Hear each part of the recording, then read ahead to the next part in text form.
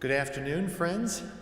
My name is Jonathan Moyer, and I am one of the Associate Directors of Music here at the Church of the Covenant, and it gives me great pleasure to welcome you into this space for our Tuesday noon Organ Plus concert. I welcome those who can be here live for this concert, and for those who can join us online for our live stream or a future viewing of a recorded element of this concert. We are so grateful that you can join us and be a part of this moment of music and beauty in our week here at the Church of the Covenant. If this is your first time joining us here at the Church of the Covenant, perhaps online or in person, and you would like to learn more about other events here at the church, please consider filling in this visitor survey. We have it on the lectern in the narthex. Put your name and email address, and we can include you in our weekly e-newsletter, which goes out every week and gives you information about events and concerts here at the church. For those joining us online, please go to our website, covenantweb.org, where you can learn more information about how to sign up on our weekly e-news. Following the concert today, for those who are here live, we have the pleasure of enjoying some freshly prepared treats for us by some of the volunteers here at the church, and we greatly thank them for their efforts, and we look forward to sharing them together before we go about our day. Just a few words about today's program that I will be presenting on both of the instruments here in the sanctuary. I'll be starting on the Newberry organ in the rear gallery. I've been thinking a lot about light in our world, in our lives. Certainly this time of year, we long for more sunshine, for light. We're thinking about the eventual arrival of springtime as we move through the early months of this year. And I think about light in its physical sense, but certainly in its metaphorical and spiritual sense. We have many beautiful musical representations of light, as well as textual representations in the Christian tradition. And today's program is all organized around various expressions of light. The first two pieces I will play on the Newberry organ are inspired, and actually come from the liturgy for the evening entitled Compline. This hymn, Christe qui lux es et dies, is an ancient Latin Gregorian hymn that was later set into the vernacular German by Martin Luther in the 16th century. And you see that text here. I've given you the Latin and its English translation in the program. The German equivalent is Christe, der du bist Tag und Licht. And so in this instance, Christ is a symbol, is a metaphorical symbol of light that illumines our hearts, our minds, through his presence. And certainly at the end, the closing liturgy of the day, we are reminded both of the physical light and the spiritual light within our lives. This particular hymn we have set by the Dutch composer Jan Pieterszoon Sweelinck, who was kind of the head organist in the city of Amsterdam in the kind of latter part of the 16th century. Interestingly, this particular hymn, which has its roots in the Roman Catholic Church, would not have been sung during his lifetime, perhaps at the very beginning, but during his time in Amsterdam, the religious landscape changed dramatically as the Protestant Reformation was moving in.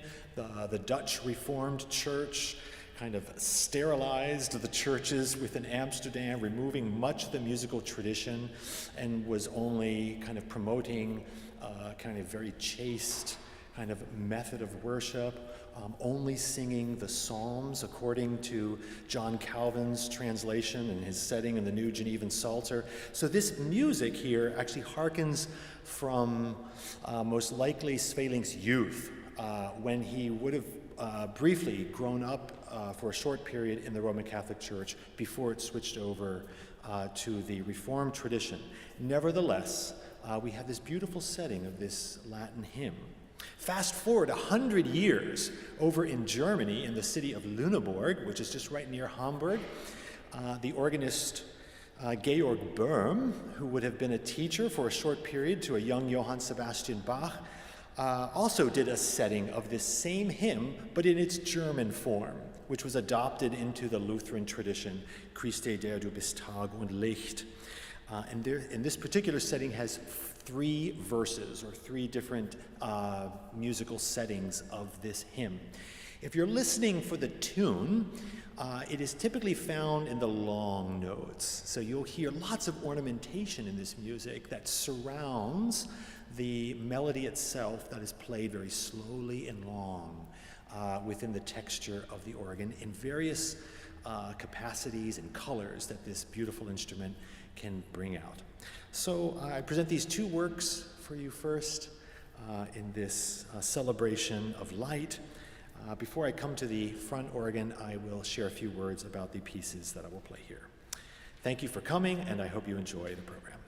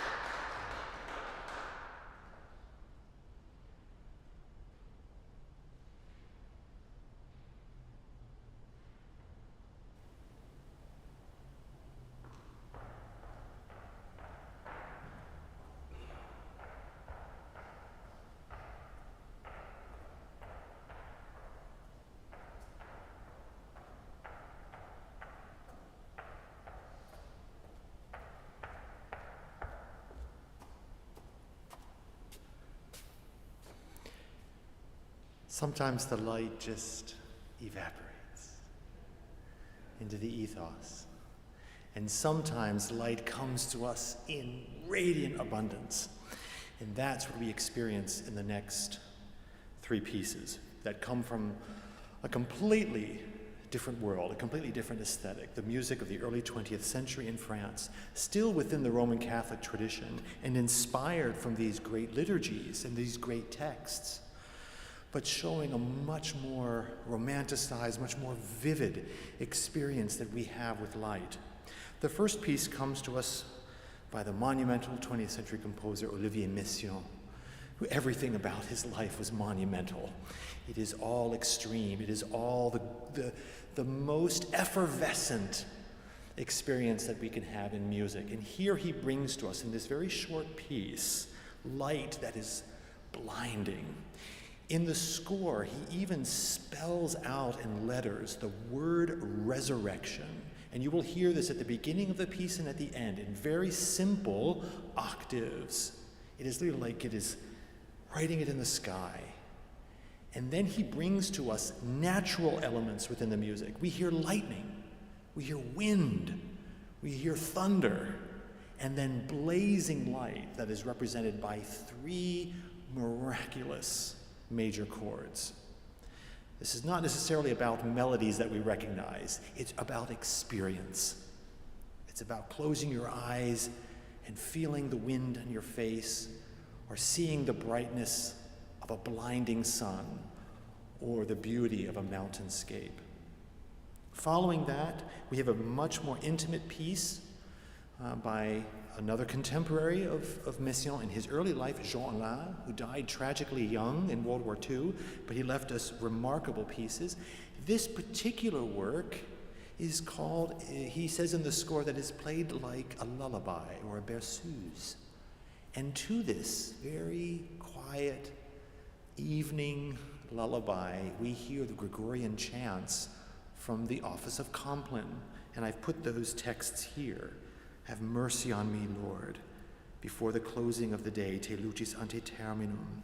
Into your hands I commend my spirit, the plea for salvation, and then a supplication to the Trinity. Glory to the Father, and to the Son, and to the Holy Spirit. And then following this, one more piece by a friend, a dear friend of Messiaen, named Jean Langlais, a blind organist who served the Church of Saint Clotilde in Paris for some 60 years. This particular piece is inspired by the liturgy for the Vigil of Easter. And this is at the end of the Lenten season. In the Christian tradition, it is a very monumental service, the anticipation of resurrection. And in this service, the priest chants the words, Lumen Christi, Lumen Christi, the light of Christ. And to that, the congregation responds, Deo gratia. And this entire work is composed around this incantation, the incantation pour un jour saint, a holy day.